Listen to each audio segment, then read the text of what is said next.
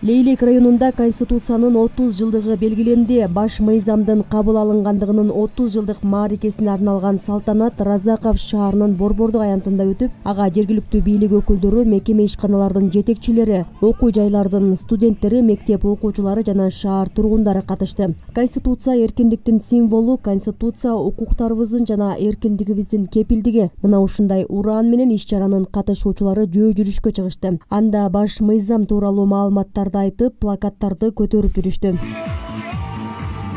Конституция бул мамлекеттин негизги мыйзамы, жарандардын негизги укуктары менен милдеттерин тизмелеп, өлкөдөгү мамлекеттик түзүлүштү аныктаган негизги эрежелердин жыйындысы. Кыргызстан эгемендикке ээ болгондон кийин 1993-жылы 5-майда Жогорку Кеңеш тарабынан баш мыйзам кабыл алынган. Конституция бүгүнкү күнгө чейин 10 жолу өзгөрүүгө дуушар болгон. Разаков шаарында өткөн иш-чарада катышуучулар баш мыйзамдын маанисине, анын коомдогу ролуна токтолуп өтүштү. Быйылкы жылы ошол Конституцияны кабыл алгандыгына 30 жыл толуп отурат.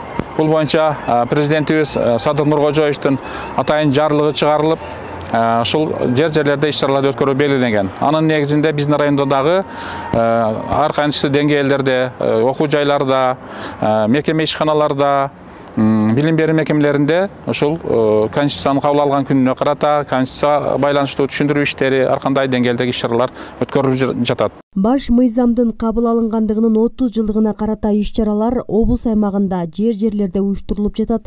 Миңгүл Көчөрова, Бакыт Саитов, Алтын бешик жаңылыктары.